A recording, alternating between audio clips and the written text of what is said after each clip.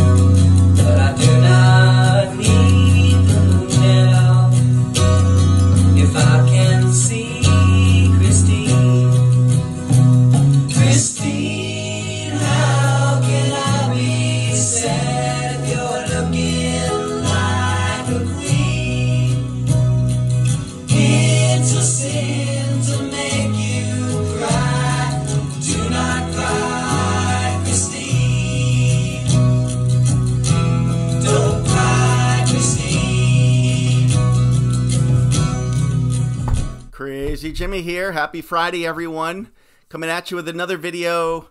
Today, I'm going to be doing, I'm going to go a little deeper into the tax shelter, tax scam, kind of, not really story per se, but one man's story, aka Richard Goldman, his story, which is right here. This is none other than Richard Goldman. There you go. And he has really just this unique, crazy story that showcases and centers around these two tax shelter or tax scam albums, however you want to call it. There was two different phrases for it, tax scam or tax shelter.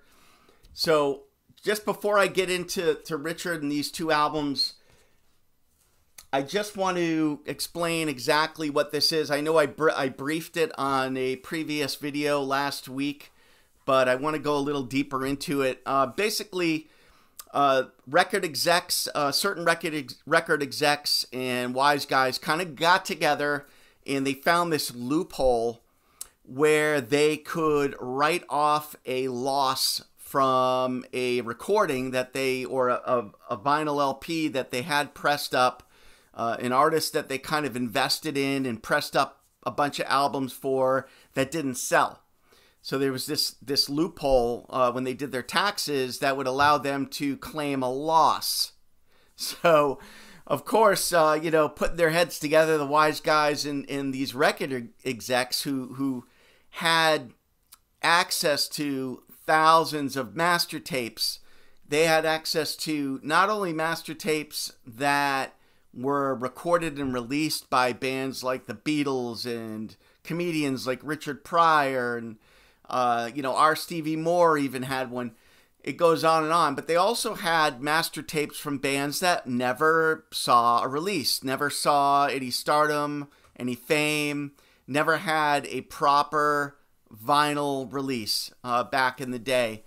So what happened was they got together and said, hey, came up with an idea where they would write off losses, but these losses would be manufactured tax losses. So there was never an intention to make money off of these tapes and off of these pressings that they had pressed up. There was zero intention.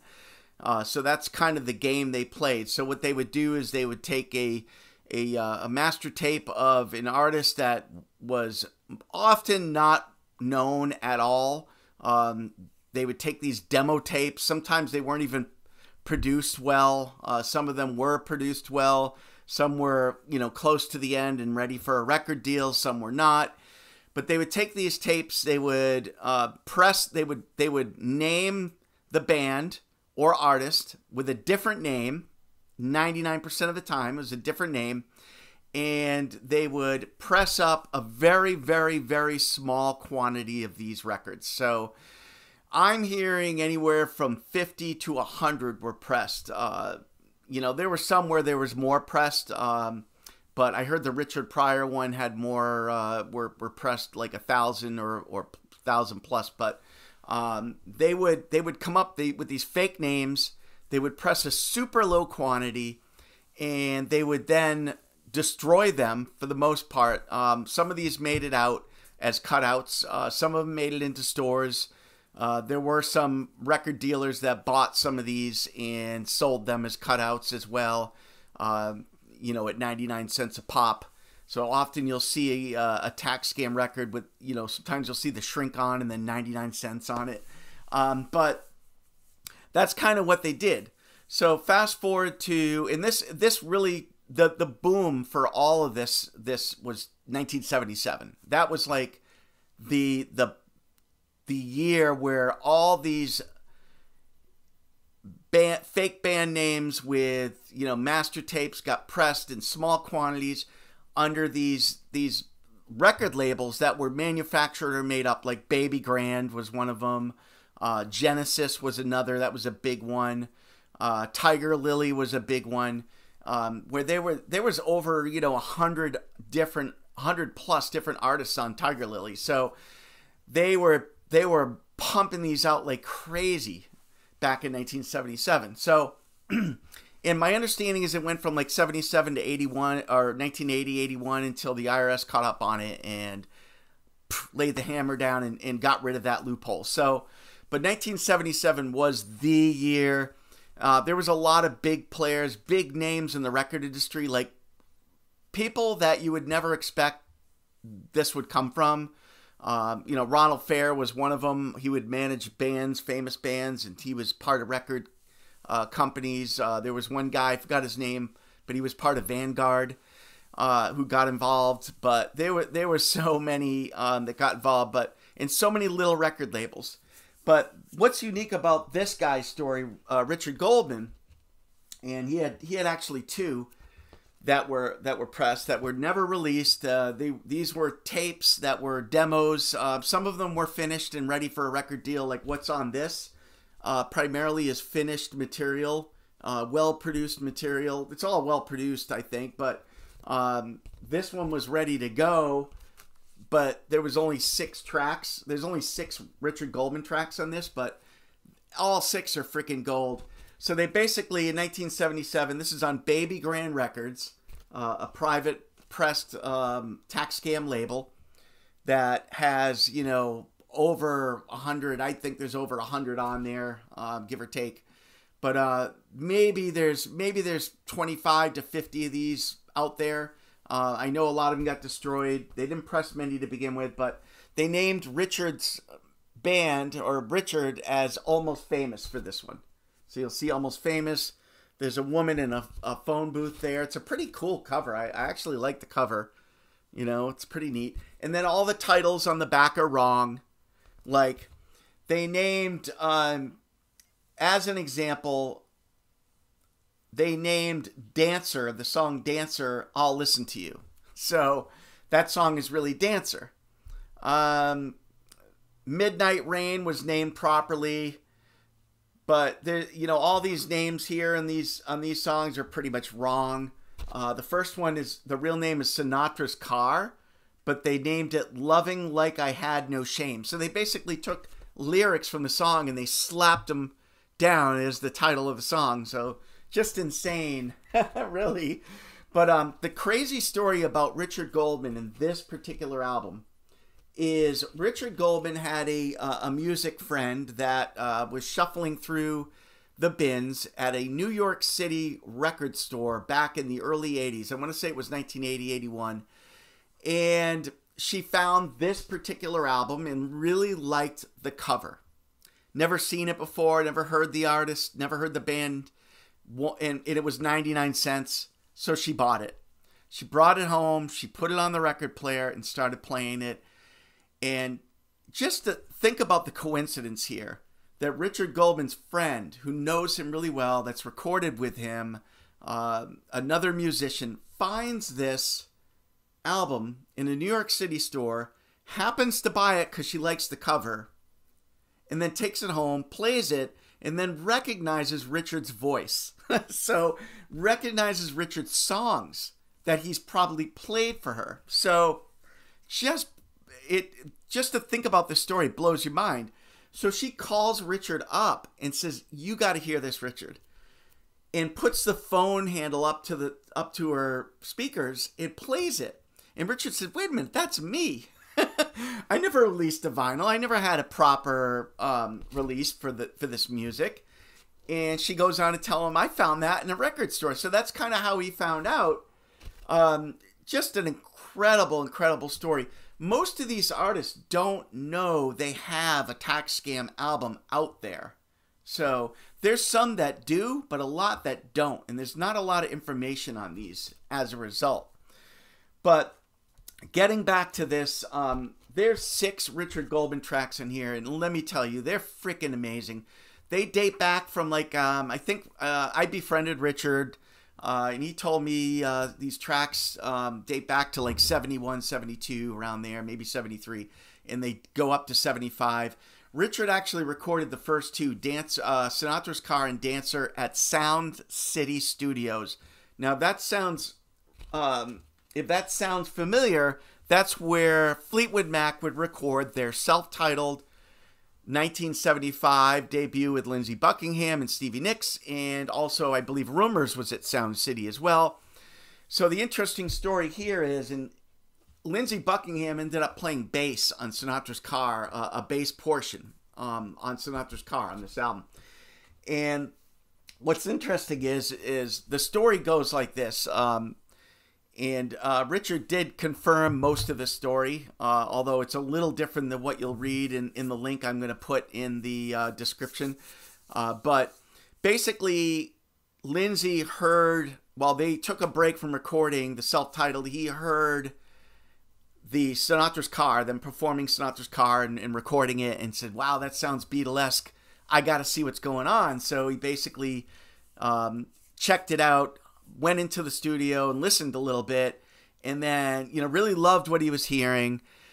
So I guess Richard's manager pulled him aside and said, "Hey, we're really struggling with this bass part. It's a pretty difficult bass part. Can you help us out?"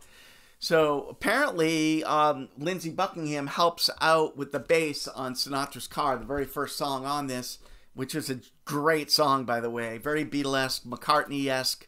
A little bit of Nielsen, a little bit of McCartney, piano-led track. Great song, but he plays some bass on it. So, and Richard told me, and he also, it's also in the article, but apparently Lindsey was really ripped off on weed. He was super high when he did it, and Richard couldn't believe how good he was at the bass, and he was kind of shocked, especially being high, how well he played the bass and recorded for that. So just an incredible story. And I guess Richard got high with him a couple times. I don't. One of these days I'm going to get Richard on for you. I befriended him and we go back and forth. We've been going back and forth for a while now. Really nice guy. I think he's in his 70s now. He's been recording since the 60s. And I'll go ahead and pop his what is it called? SoundCloud or something? I'm not really, Spotify, I think it is. I'll pop that link in so you can go check out his music. But he's been recording since the 60s, and he still records today. So just phenomenal. But anyway, Sinatra's Car, great track. Lindsey Buckingham's on it. The next one is Dancer, one of my favorite songs that he's ever done. The best way to describe it is a mid-tempo ballad that is pure AM gold. I mean, when you buy those K-Tel records back in the 70s, and I know I'm dating myself, but those songs on there with the harmonies and the chord changes and that, AM Gold has a very specific sound. It's like a mix of power pop with tons of melody, ballad, tons of harmony. That's AM Gold to me.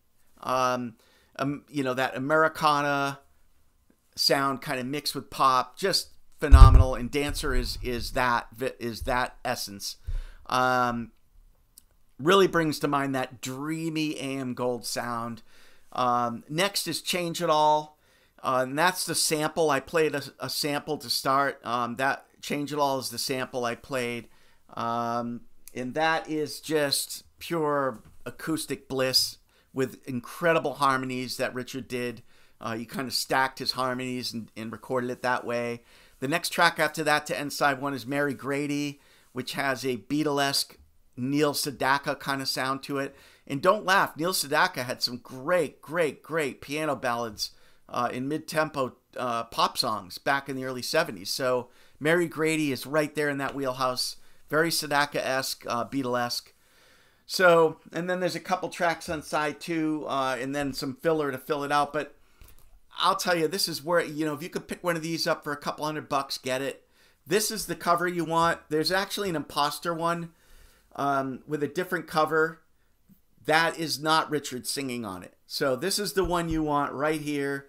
And I believe there might be one or two on Discogs. Next, I want to show you, I mean, this happened to him again. So here is even more, this is even rarer than the one I just showed you. I don't know that there's much more than 25 of these things hanging around. And I actually got this from Richard himself. Richard was kind enough to send me one of his, he had a couple. And I think he had two. He sent me one of his spares, and that was freaking amazing that he did that for me. Of course, I paid him for it. I called it a donation, an artist donation. But you can see the little hearts. But this is very Jimmy Webb, a little bit of the Eagles, a little bit of Jimmy Webb, a little bit of Flying Burrito Brothers, just a little bit of Dylan. Really good acoustic, well-produced bliss. A lot of these are demos, but they don't sound like demos. So just phenomenal. It has that Sweetheart of the Rodeo sound. That's why it's named Sweethearts. Will remind you of the Byrds as well. Lots of stacked harmonies. There's Richard himself when he was younger. I want to say this is an early 70s photo that he said his manager took and gave, basically sold him out and gave this picture to them. So he knew exactly who gave this picture out. It was his former manager who kind of befriended him. He was like his father, like a father figure to him. But this is on Granya Records. Let me show you that. This is even rare. You're not going to see many of these out there, but I also put a sample of the first track at the start of this called Don't Cry, Christine. All these songs are written by Richard Goldman, every single one. Let me show you the label too on Almost Famous. But I know I briefly went over Richard, these two on a previous Acid Archive tax scam crossover video. But I really wanted to dedicate more time into this artist and into these two albums because they're just that good. They're just that good. So especially Gold, but Almost Famous, I mean, there's tracks on there that are probably in my top 100 of all time. That's how good this is for me, in my opinion. So check out more than what I put in the front of this on the snippets. You can go on YouTube and find a bunch of his songs. All these songs too are also on his in the link that I'm going to send, put in the description, that takes you to, I think it's Spotify. Yeah, it's not Instagram. I'm a little older. I'm not good with these things, but I'll pop all the links in. I'll pop the link to the Numero Group story so you can read more in depth about tax scams in these albums and specifically Richard Goldman himself. I'm also going to try to get Richard on for an interview as well. So that'll probably happen at some point later this year. But I will talk to him about it and see if he's willing to come on for a live video or a video interview. So, but I want, you guys to really check him out and be pumped to actually have him on, and we'll go from there. But hey, Crazy Jimmy here. Happy Friday. Thanks for watching. Many more videos to come. Lots more content to come. I really appreciate everyone. Take care.